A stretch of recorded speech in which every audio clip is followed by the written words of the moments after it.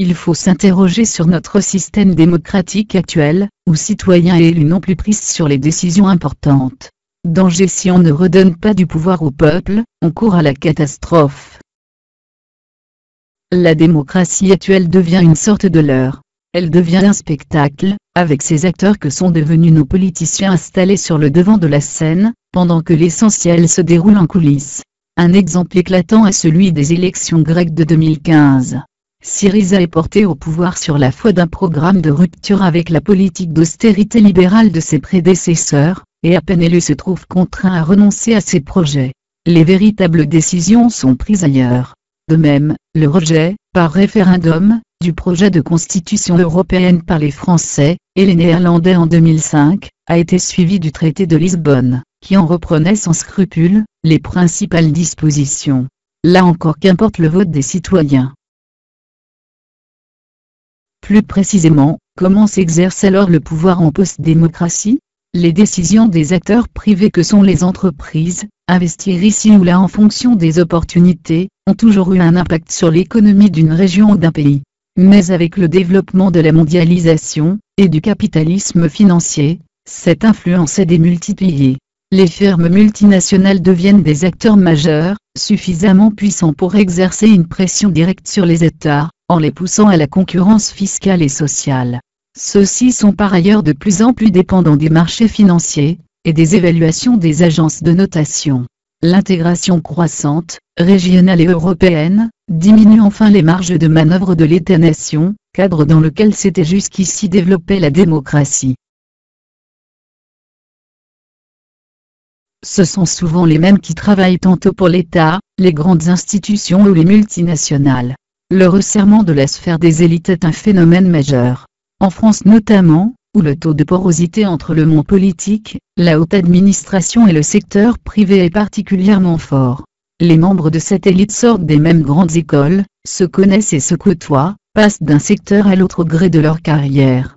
Ils sont très largement coupés de l'expérience sociale de la majorité de la population.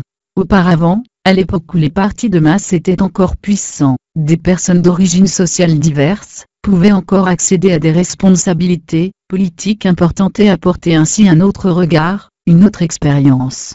Ce n'est plus le cas. Comment se situe le rôle de l'État dans le contexte post-démocratique? L'État se prétend l'incarnation de l'intérêt général. De manière plus réaliste, il est le lieu où se confrontent les demandes sociales, et où s'élaborent des compromis.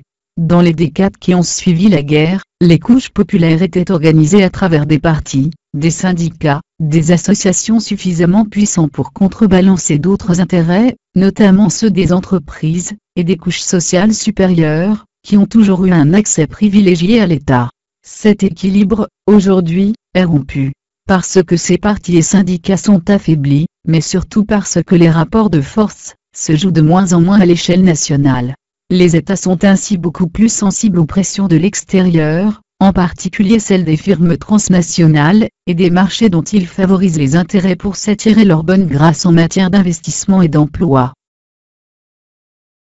Si l'épuisement actuel de la démocratie est dû à la puissance du capitalisme financier, n'est-ce pas aussi à elle qu'il faut s'attaquer? Sa prédominance est en effet un obstacle majeur à la démocratie. Mais regardons ce qui s'est passé au siècle dernier, quand les États sociaux ont vu le jour. Ils sont nés de la conjonction de forces multiples, des mouvements révolutionnaires, des patrons comme Henry Ford qui ont compris l'intérêt qu'ils avaient à bien payer leurs ouvriers, pour qu'ils puissent acheter leurs produits, des hommes d'État qui ont pris la mesure des effets des lois sociales sur la cohésion et la force de leur pays. C'est ce genre de conjonction qui peut voir à nouveau le jour demain. Des multinationales qui, pour soigner leur image ou se placer sur des créneaux émergents de l'économie verte, appuieront des transformations qualitatives. Des décisions qui, sous la pression d'États de la taille de la Chine ou des États-Unis, ou encore de l'Union européenne, parviendront à réguler l'évasion fiscale, par exemple.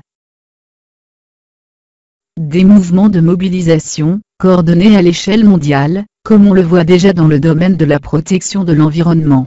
Il ne faut pas attendre un grand soir, ni une élection qui changera tout, mais une série d'avancées menées par des acteurs qui, en coopération de manière conflictuelle, dessineront d'autres possibles. Il y aura des crises et des régressions, mais l'avenir n'est pas forcément bloqué.